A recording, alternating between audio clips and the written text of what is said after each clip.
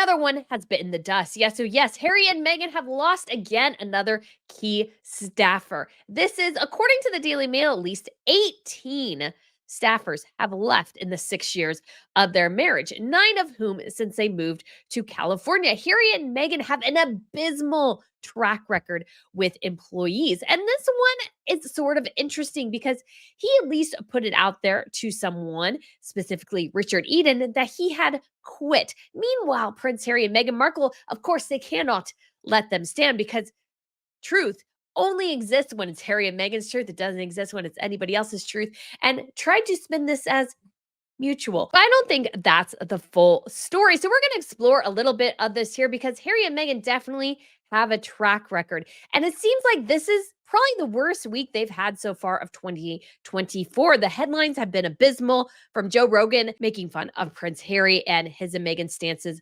on the vaccines to obviously this departure. We also had the fallout of the CBS interview and just their terrible interactions.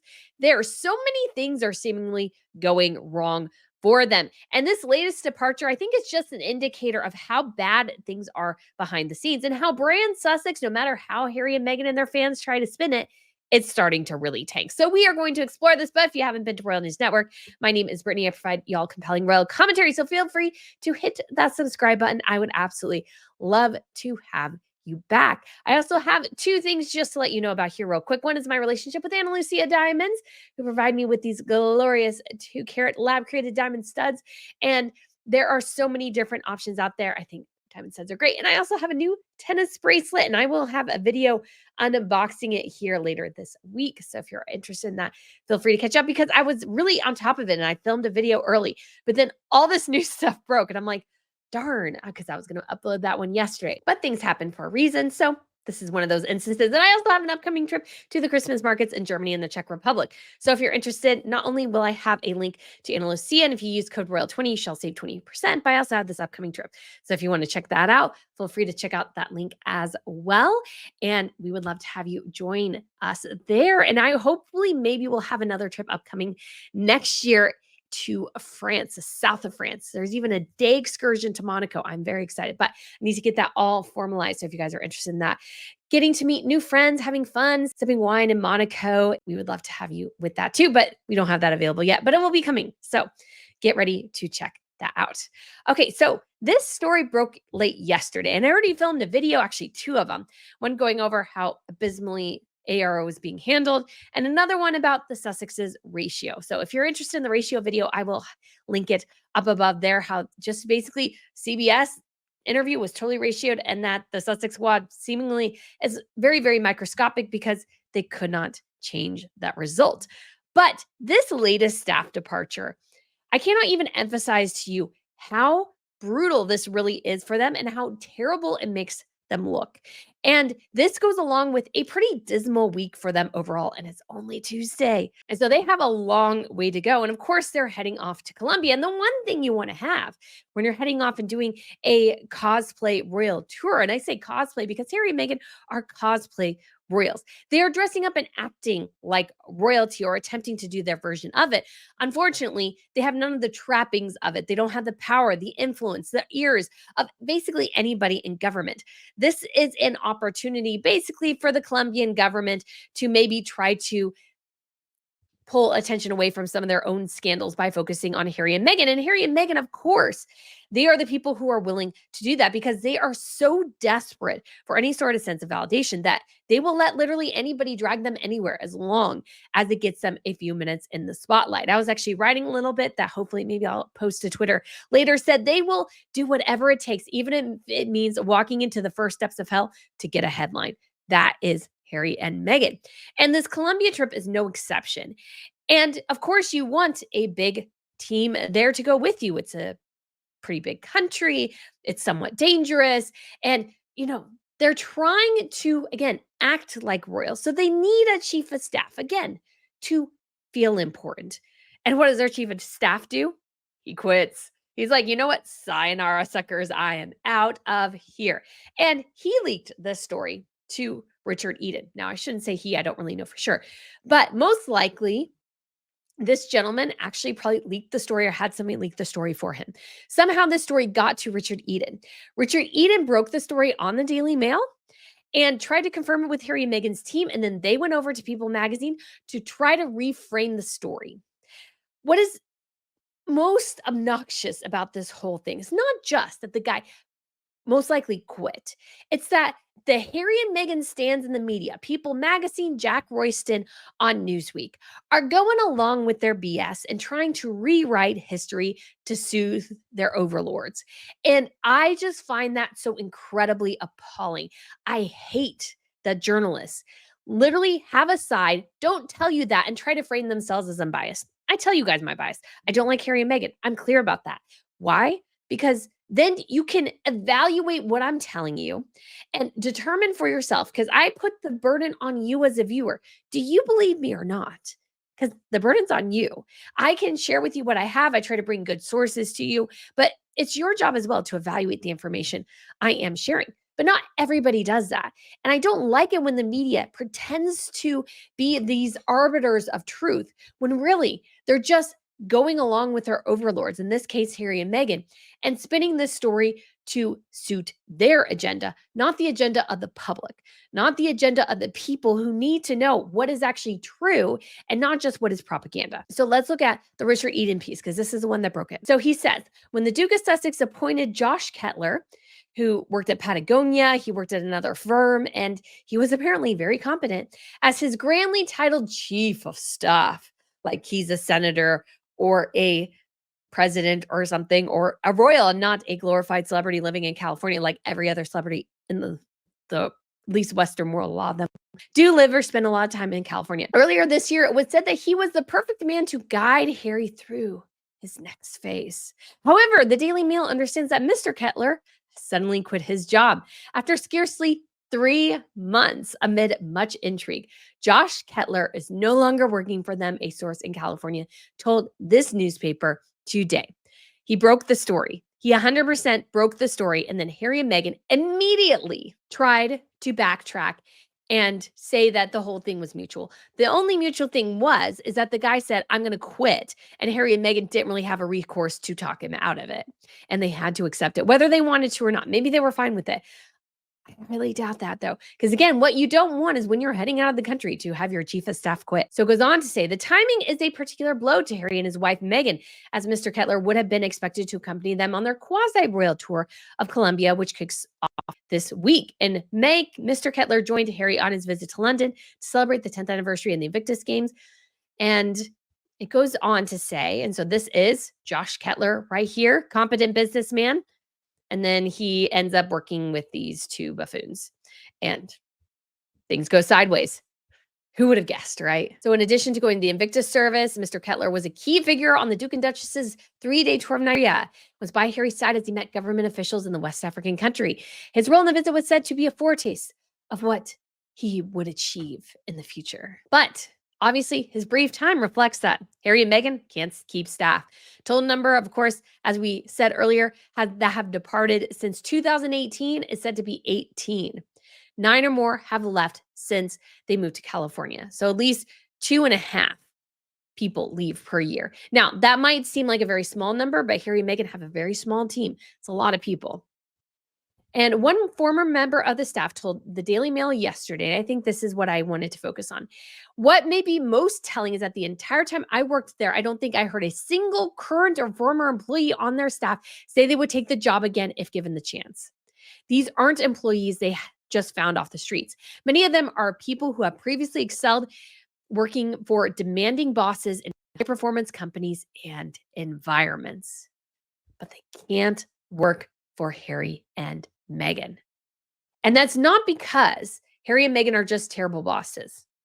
I think all of us, if you've had a boss you don't particularly like, but sometimes you end up sort of respecting someone that you can see get things done, is accomplished, and maybe you could say they're not great to you, but they do a great thing for the community. They do a great thing for the environment. They do a great something. So you put up sometimes with more things than you should because you see the grander vision of this person, what they're trying to do and everything like that.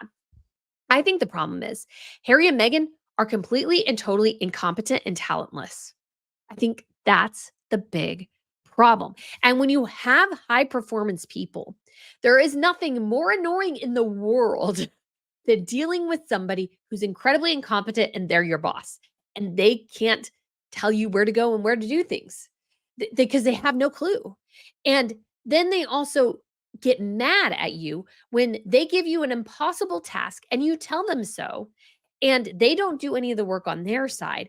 And they end up in this terrible situation that doesn't work for anyone. I think that's the true issue here. Mr. Kettler went into that job, I think, with all the promise. He was told all these grand things. Oh, we're going to have such a great time. You're going to help us grow. You're going to help me get on the international stage, and people are going to finally take Prince Harry seriously. And then he worked for Harry and Meghan. Then he got to know Harry and realize the dude has no clue what he's doing, that things are a disaster and a mess behind the scenes. And if the CBS interview is any indication, things are not going well in their relationship.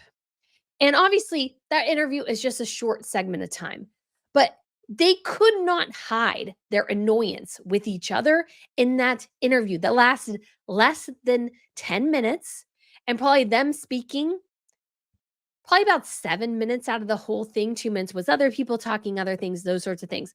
For 7 minutes in that interview, Harry and Meghan could not hide their disdain for each other. Imagine what they're like behind the scenes, especially when things aren't going well. And you also have to think too about something I would have to say is like integrity. So imagine you're Mr. Kettler, maybe you have a decent respect for the monarchy and you're going to work with Harry and Meghan on this tour. And as things go on, you see more and more red flags, like that people are taking advantage of you and you're letting them. You're doing things you probably shouldn't be doing that's going to maybe be disrespectful to your family, maybe even taint your own reputation. And you want me to go along with this. And my personal reputation, this in this case, Mr. Kettler's, could not stand to be associated with something like that. Even in the pictures of him on tour with Harry and Meghan, he doesn't look particularly happy. And I imagine that's because it's really, really difficult to deal with two people who are really, really difficult to deal with. And although Harry and Meghan try to promote themselves as these movers and shakers and everything, I'm sure Mr. Kettler was calling a lot of people, getting a lot of doors slammed in his face. And he's going, oh my gosh, nobody likes these people. And I have to be, you could say, in this relationship with them. I have to promote them, support them. And I can't get a single person really to take my call and pay all that much attention to me, except for despots. That's the only people I can get to pay attention to them. Like they're not going to, I would say, Ecuador, which maybe is a bit of a better country, you could say, in the way in terms of governments. I don't know for sure. There, every country has issues and those sorts of things. But you think Colombia, you think drug trafficking.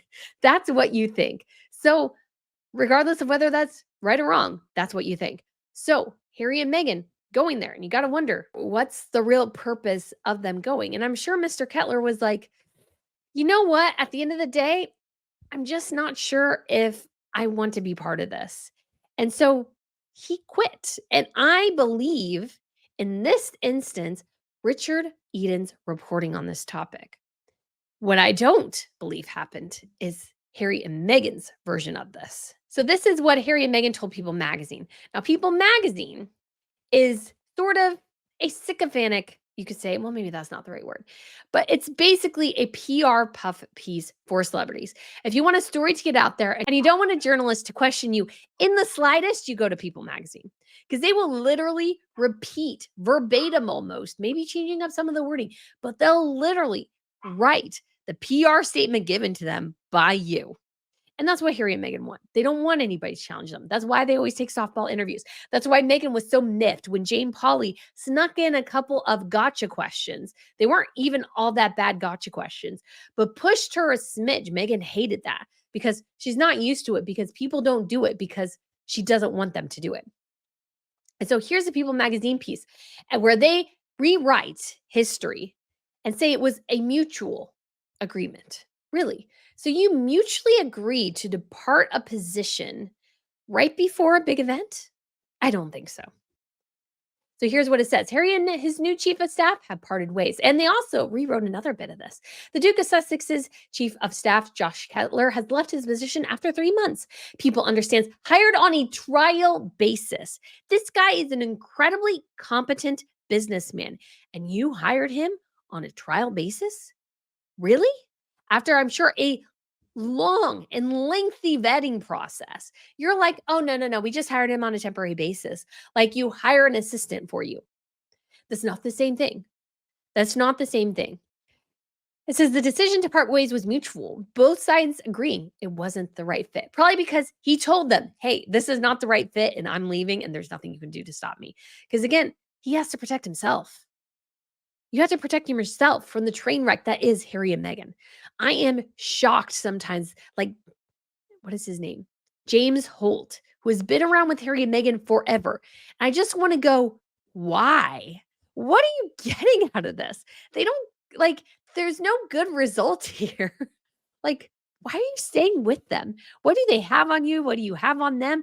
What are they paying you under the table or something to keep you there? I don't know anything, but I just wonder why in the world do you stay with two incompetent, talentless people? I just don't understand, especially if you're competent. But if you're not competent and you can kind of go around and have a pretty easy job, maybe that's what attracts him. Because something else somebody mentioned, and I think was maybe in a Twitter comment or something, so I apologize for not including it here, just said maybe this guy, like a lot of their others, they're highly intelligent, oftentimes, not, I don't know for sure, but let's say highly successful business people. And they're given essentially nothing to do, or anything they do is criticized as not being good enough. Because we have a track record of that from Harry and Meghan. They criticize their own staff constantly. It's why they all left when they were in the palace. The staff couldn't deal with them because you could never seem to make them happy. Meghan Markle, I think was in the Tom Bauer book. Forgive me if I'm not right, but he was talking about how this one staffer, Meghan, told her to get these blankets and have embroidered on it these guys' names or something for a hunting party, as if any of these guys would care that their name is embroidered on a blanket. Meghan Markle, none of these men would care about that. But that's what she did. But then she criticized the staff for going, it's not the right red thread. And I imagine that was a lot. It's not the right red. It's not the right green. It's not the right blue. It's not the right beige or whatever. She could probably criticize just about anything. And she does this sometimes to get her way. But I think at the same time, too, she's not really somebody who can be pleased. And so when you're trying to please her, it's kind of a fool's errand because you're never, ever really going to get there because she's never, ever really going to be happy. And so these poor staffers have to deal with this person who is just always frustrated with them, no matter what they do. Because I mean, I think to me too, and think of yourself, there would be nothing more annoying than trying everything you possibly could, and yet your boss is never, ever pleased. I have this story, and it's kind of funny. I had volunteered somewhere and I was working with this person, and I had to evaluate some sort of applications or something. And I found ones that were, let's say, different or whatever. And so when I handed her all back the papers, I had most of them, regular way. So 8.5 by 11 is how we have it in the United States. And then any of the ones I thought needed her special attention, I fanned them out like this. So you could see the ones that needed different type of review or something like this. And when I handed this back to her, she was so confused by it. I would think I had handed her an atomic bomb. She was just so like, okay, okay, okay. And I'm like, be a little bit flexible here. But I think Harry and Meghan, although that's a very, very minor thing, Harry and Meghan are a lot like that in many ways. I don't think they're ever really all that happy. I don't think they're ever really satisfied. And they set impossible standards for their staff and then get angry at them when they can never meet them because they were impossible to begin with. But I think rewriting this guy's story is, I think, a pretty abysmal reflection on Harry and Meghan here. Let's see if there's anything else interesting. So he was based in Santa Barbara and previously chief of staff and head of strategic partnerships at the communications platform Cognition. And then, of course, because People magazine is basically a mouthpiece for Harry and Meghan at this point, immediately tried to deflect by talking about Colombia and how the vice president of Colombia and the minister of equality and equity wanted Harry and Meghan there. And they kindly accepted my invitation to visit our beautiful country so I can deflect from our own controversies. Is sort of written in there as well. But This is what People Magazine and other people are doing. They're basically running interference for Harry and Meghan. And I just find that incredibly distasteful from a journalist and completely against journalistic standards. And we see this so much in the news media. If you don't realize, a lot of the news media companies are probably lying to you a decent amount of time. That's something to definitely consider, because they're not always telling you the truth, because it doesn't suit them and what they want. And that's obviously incredibly, incredibly dangerous in ways. So we do have Jack Royston, who salvages himself a little bit here. Says Prince Harry's staff departure echoes major crisis. Says Prince Harry's chief of staff left after 3 months in the latest example of the couple's struggle to retain employees. Josh Kettler joined the Archibald team in May, a week before the Nigeria and the Invictus Games. And then it says here, the newspaper Daily Mail reported Monday that he had quit, though Newsweek understands he left by mutual consent, having been hired on a trial basis. Again, you don't hire a guy like that, who was head of a strategic partnership and chief of staff for a big company. You don't hire him on a trial basis. He wouldn't accept that. He wouldn't accept that at that level. So all the Sussex's staff departures, he said, tend to draw attention after a period in December 2018 when the Sunday Times reported that somehow found Meghan a challenging boss. The UK newspaper's headlines coined the nickname Duchess Difficult, which stuck in the British press for some time afterwards. The Sunday's headline read, Meghan loses second close aide Samantha Cohen as rumors swirled of Duchess Difficult. It later transpired that Meghan had been privately accused of bullying 2 PAs, so that's personal assistants, out of Kensington Palace and making life tough for Samantha Cohen, her most senior aide, and a longtime serving member of the palace for like almost 20 years. So this woman had worked with the Queen, so many people. And then by then, Communications Secretary Jason Knapp, who wrote an internal email about Meghan's alleged bullying. Now the Sussexes are reported 18 staff departures over 6 years, or an average of 3 a year. Some staff turnover is natural in any organization, but the existence of bullying allegations against the couple sets an additional backdrop to the discussion, and some departures have come at awkward times. In January 2023, Variety reported Oscar-nominated producer Ben Browning and head of marketing Farrah Taylor had left Archibald the same month Harry's book Spare and the couple's Netflix show Harry and Meghan appeared to prompt a collapse in their U.S. popularity. A month earlier, Madonna Diani left as president of Archibald, which Team Sussex said had been planned. Around the time, Rebecca Senez left after producing Meghan's Archetypes podcast. Senez issued a parting shot on social media suggesting producers make podcasts successful rather than the talent. Bennett Levine, a production manager, also left in January 2024. When the bullying allegations against Meghan were first published days before her 2021 Oprah Winfrey television interview, the couple's press team branded them a smear campaign. But here's the problem. They can still continue to lose staff. You can't say it's a smear campaign when you prove it true time and time again. And here's the thing, Harry and Meghan, they're not adjusting their behavior clearly. And so they're still having the same problem, which continues to make them look bad on the international stage. And this, again, is a huge problem going into Colombia.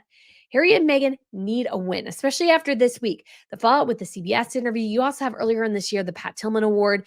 And I think that he left after CBS is pretty telling because, again, we saw a lot of tension in that interview, a lot of issues. And this guy is like, after that, you know what? I'm done. I'm done. I'm out. I don't want to be here anymore. And who can blame him?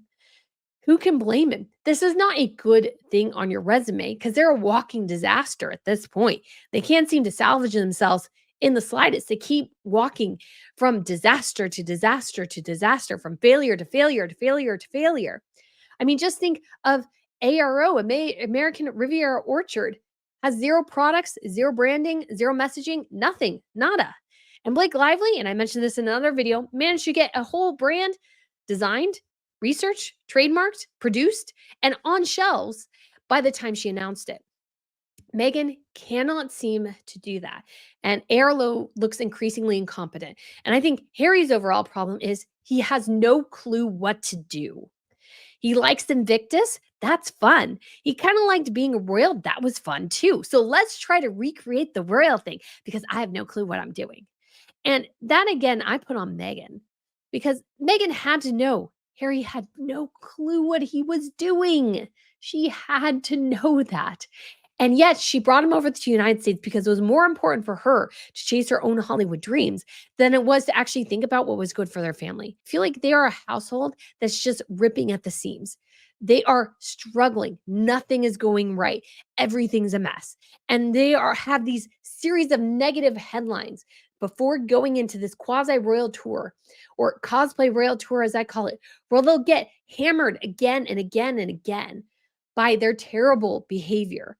And this is not going to fix their brand. I feel like they keep thinking that they do more charitable things, it'll somehow right their brand. No, you need a business. You need actually a platform that is actually positive. The thing is, everything they do is perceived as negative. You have to work a while to reevaluate your public image. And these weird tours that mean nothing, they're basically a paid for vacation by the Colombian people so you can parade around and promote yourself, is not going to fix your problems. And I think Josh Kettler, if he was a competent business guy, and it sounds like he is, sort of knew that. He knew the writing was on the wall. This is not going to go anywhere. These two people have no clue what they're doing. They're just walking from mess to mess. I try to help them and then they don't listen to me. That I think is the other key problem. They hire good people and then they don't listen to them. There's nothing more annoying. It's like one thing to have a person who, let's say, who doesn't have a ton of talent, but's willing to grow and learn and listen. Harry and Meghan are not those people. So you're incredibly competent person trying to help incompetent people that refuse to take your advice and then blame you when things go wrong. That's what I think Harry and Meghan, if you are working for their staff, it's just an exercise in futility. You just go mad because you are yelled at when things go wrong. You are yelled at when things go right. You are yelled at for everything. Now, I don't want to say for sure that they yell. I don't really know. But you get the sense that Harry and Meghan pick apart everything their staff does and blames them for everything when it's their own stupid mistakes to begin with. Harry and Meghan are the impetus of their own train wreck. They are the disaster area. All their staff is trying to do is trying to jump off the Titanic and into a lifeboat. They know the ship is sinking. So they're just going to jump into whatever raft they can because they're like, my reputation is more important to me than trying to help the two of you when you don't really want the help. So guys, let me know what you think of this video. Let me know what you think of this latest staff departure. I'd love to get your thoughts. Thanks for watching and I shall see you soon. Bye.